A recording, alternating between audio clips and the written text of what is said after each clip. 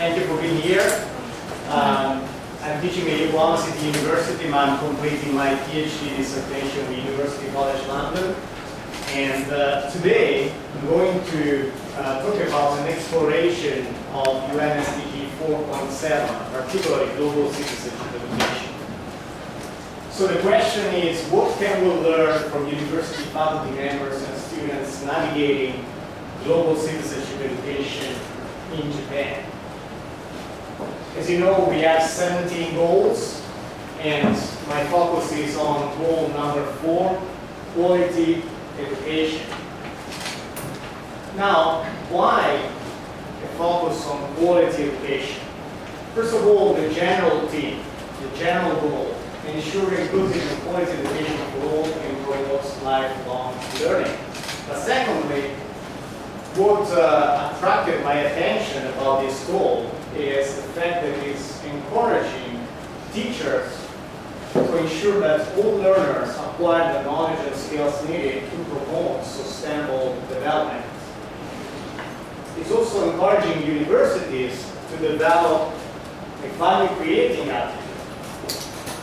And it's also encouraging us as educators to develop a comprehensive curriculum which fosters learners who may appreciate others more for their differences than for their similarities. Now, this is just a quick overview of my PhD study. Today I will focus on Japan, but looking into 21 university global citizenship programs across Japan, the US, and Europe. I explore how teaching staff develop learners' global awareness and moral values. In other words, how they're preparing their students to be the so-called global citizens. Research questions, particularly looking into how global citizenship education is conceptualized in university graduate and undergraduate programs, how faculty members distinct pedagogical approaches to global citizenship within identified university courses develop, and also looking into what themes the university's curriculum should include in order to foster global citizens according to faculty. So as you can see, my focus is on teachers' approaches. Mine is a qualitative case study focused on semi-structured interviews and document analysis. By document analysis, I mean focus particularly on teacher syllabi, what they include in their syllabi, what are the areas that they are interested in developing in their students. And in terms of review of literature, I'm looking into UNESCO, Oxfam, Wasabi, United Nations, and of course, the notion of global citizenship is highly debated from the global north to the global south. But by this I mean that we have a lot of perspectives from the global north, but fewer perspectives from the global south. Here an overview of the type of universities I'm looking into. Today I'm going to focus on Japan, and actually I'm going to share with you just a small portion of data collected, because I collected an overall of 120 faculty members' perceptions of the notion of global citizenship, so it would be impossible today to share all the findings. Also because the findings will be included in my PhD dissertation, so I can't disclose basically a grand part of my findings today. But let me give you an example of the types of GCE programs, global citizenship education programs I'm looking into. For example, in Japan, Sophia University, Democracy and Globalization. In UCLA in the States, Global Citizenship Education. In the UK, the University of York, Teaching and Learning Citizenship and Global Education. Now, what is global citizenship education? That's the question. In my recent paper with Dr. Carlos Alberto Torres, we tried to define this notion, and we came up with this definition. Global citizenship education is a formal intervention in searching for a theory and an agency of implementation, because the world is becoming increasingly independent and diverse, and its borders more porous. There is a deteriorizing of citizenship practices and identities, and of discourses about loyalty.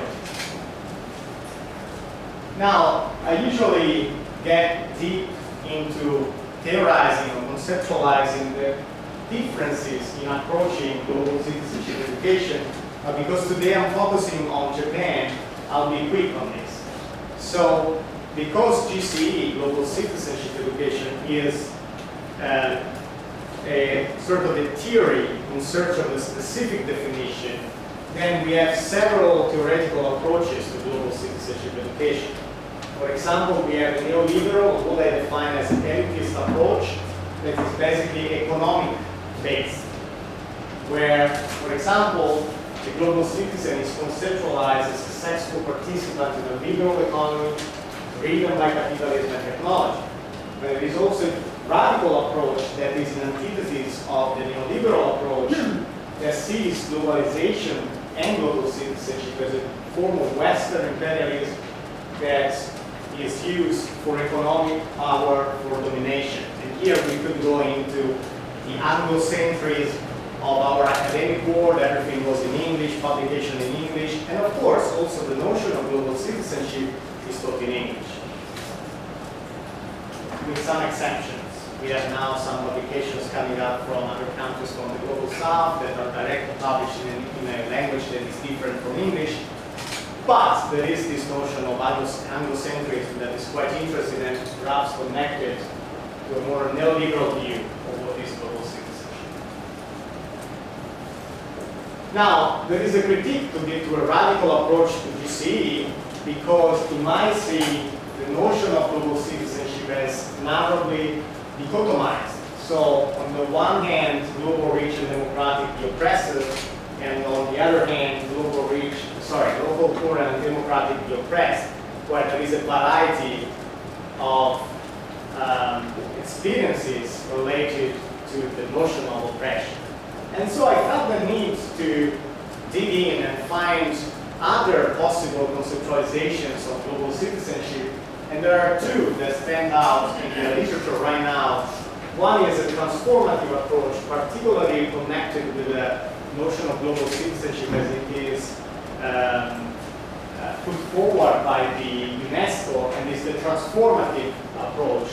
So from this angle, a global citizen recognizes herself or himself as intricately connected people and issues across national boundaries, and particularly, according to transformative GC approach, there is a necessity to transform not only higher education institutions, but also system, but also our own personal and cultural mindsets as teachers and educators, and of course our students' mindset too. And then we have an emerging perspective within the field of global citizenship, which is the value-creating approach that has its origins in the notion of SOTA. SOTA in Japanese means value creation. Particularly in connection with the educator Tsunesaburo Makiguchi that talks about a three-part scheme of identity, so a connection with the local community, the national community, and the world. And Makiguchi goes on saying, advocating for a notion of value that is based on beauty, gain, and good. Beauty is the measure on each sensory reaction within an individual. Gain is the measure of a relationship that encompasses the total vital experience of the individual, who could say the learner. And then good, the life of social collective. And this is also connected to an interesting concept, the concept of the common good. What is common good? Which I'm exploring for an upcoming, forthcoming publication. Now, I traveled the world in order to collect a lot of data for my PhD dissertation, and I had the opportunity to meet with wonderful educators, including, for example, Hans Schartel, who published extensively about global citizenship, and he talks about global citizenship education in terms of awareness, participation, agency, voice, empowerment, empathy. William Badelli also published extensively on global citizenship education. He talks about global citizenship in terms of actions in daily life, way of being, diversity, identity. Betty Riordan, peace learning, political advocacy, responsibility. And Carlos Alberto Torres talks about the new ethics in the world system, a pedagogic question, model of interrupting inequality, and a forward-looking framework. My global citizenship education is also about teaching our students the notion of non-killing and non-killing attitudes. So once say this morning, we can teach about global citizenship to our students. All they see on TV is the culture of war. And because I'm very interested in the notion of non-killing, I contributed to this book, Non-Killing Education, with a chapter that talks about the connection between global citizenship and the culture of not killing. So if you're interested, check it out. It's available, I believe, on Amazon. Not super expensive, but from what I've been told, this is really used, especially in North America, by educators to offer their learners, especially at graduate level, offer some examples of what it means to educate for non-killing. Okay. Now, today I will quickly focus on some of the findings emerging from Japan. I teach at Yokohama City University. I have a direct experience into trying to implement principles of global citizenship within my classes. And I also had the opportunity to connect with other educators in Japan, either teaching a super global university, minor university, medium size. So I collected the voices of 35 faculty members only in Japan. In total is 120, but again, I'm not going to focus on the United States, Europe, and the UK. I'm going to focus on Japan. Now, the premise is that universities and educators worldwide seek to educate global citizens, and thus they try to define precisely what are the attributes that would define what is a global citizen. I think we had a wonderful presentation about the notion of competencies, or global competencies. But there is not clear evidence to support the educational policies, practices, and approaches to achieve this aim. So that's why we need a lot of research in the field. Now, my question to these teachers, of course, this is a summary. I can't bring in all the questionnaires and surveys, but the core question underpinning all my questions to teachers was, can you describe the core dimension of your GC curriculum design that equip your graduates to be global citizens? So what are the elements within your curriculum design that would foster global citizens? And the findings, again, summarized here, summarizing to themes. 8 themes are responsibilities, emotional connection, written reflection, respect, civic engagement, global consciousness, active engagement, and study growth. Okay? So in other words, as I write here, it is the interconnectedness of each of these dimensions that leads to global citizenship education, and therefore there is an attempt to foster the global citizen through these dimensions, according to teachers in Japan.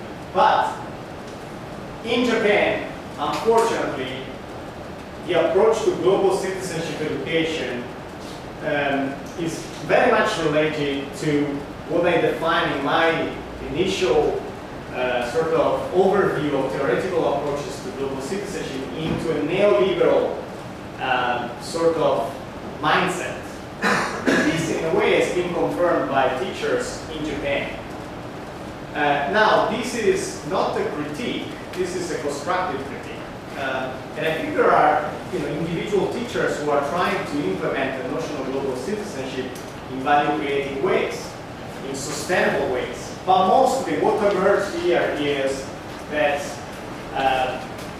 global citizenship is connected with requirements for enhancing English language proficiency for the global market, and also in connection to travel abroad that is often seen as a tool to expand global consciousness.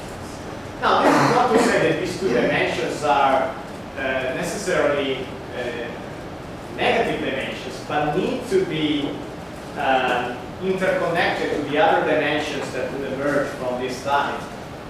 So in terms of curricular implementations, then we have language skills here in Japan, so efficient English language teaching, and new so-called new perspectives of values, encouraging worthwhile periods of overseas study.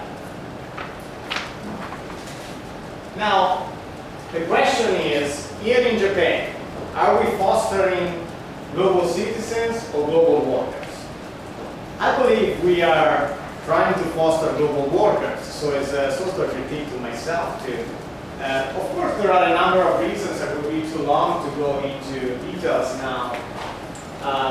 And here, later, if you wish, I can share my PowerPoint slides, but we have interesting quotes from the teachers I interviewed. For example, Dean John, and these are all not real names, of course. Dean John says that students who speak good English are employable global citizens.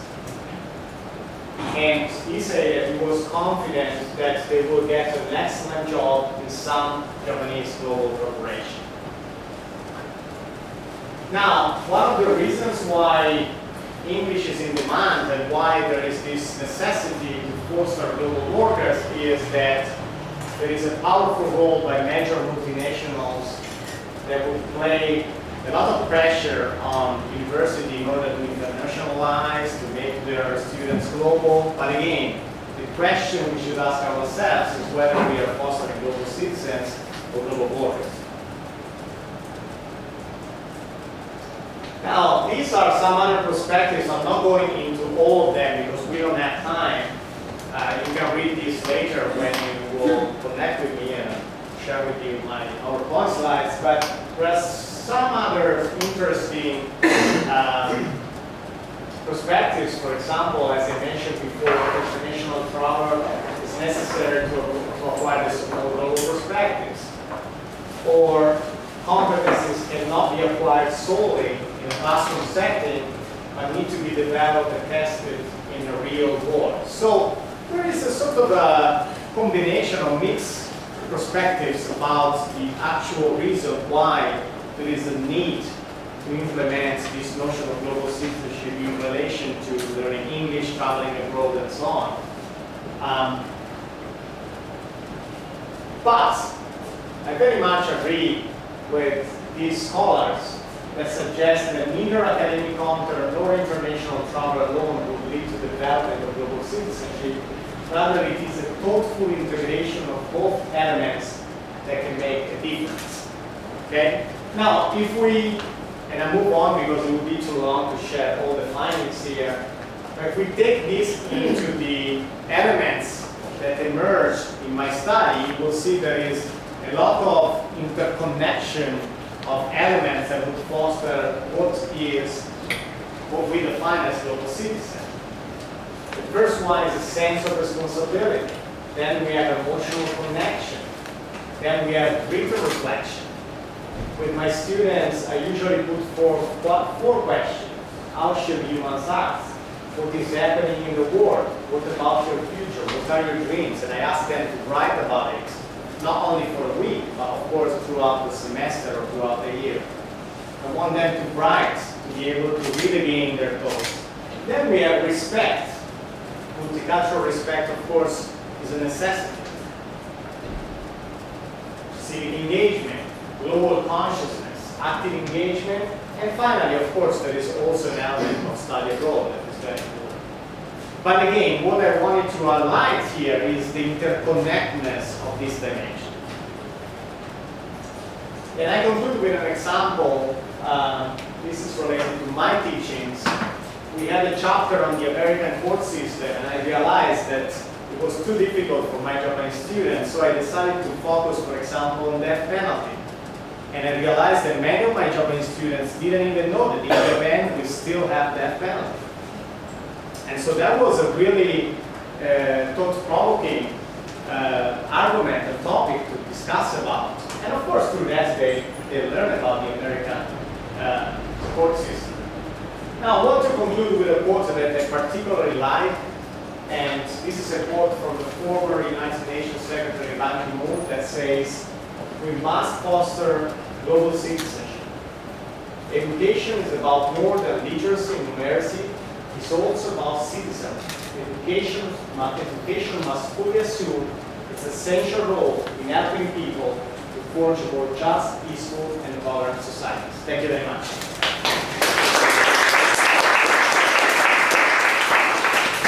have time for a few questions. Thank you. Thank you for the presentation today. It was very interesting.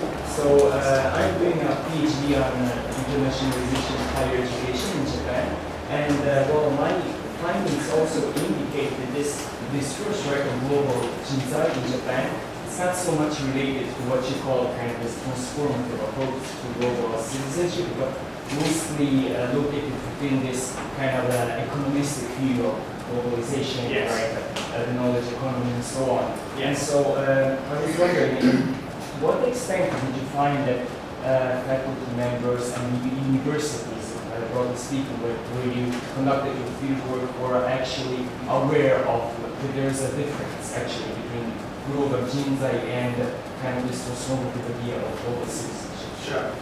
I think it's a very good question. My perception is that on the one hand, they realize that there is this strong tendency to connect the notion of global citizenship to actually foster what I call global borders. On the other hand, they realize the importance of fostering values. So their position, our position as educators is really complicated. What I say is that we have a mission in terms of trying to encourage, especially among our colleagues, other faculty members, at least to study more and research more about this notion. Again, this notion in Japan is sort of a new notion. And so I would say that it's important that what we do as a researcher, scholars, and faculty members in terms of sharing with our colleagues what we are doing and possibly getting them on board with us. For example, I'm now working on a book project when one of the contributors to my book will talk about how global citizenship could connect to science, to astronomy.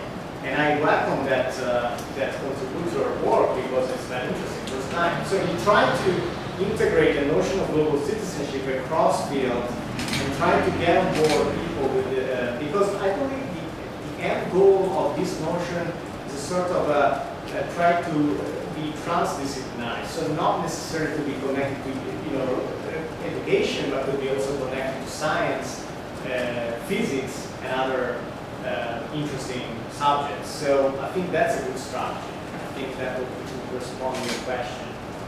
Yeah. I hope. Yeah. Thank you very much. So it seems to me basically that the educators themselves are quite aware of this difference, right? But kind of the universities and institutions, and also next in the government, kind of see them as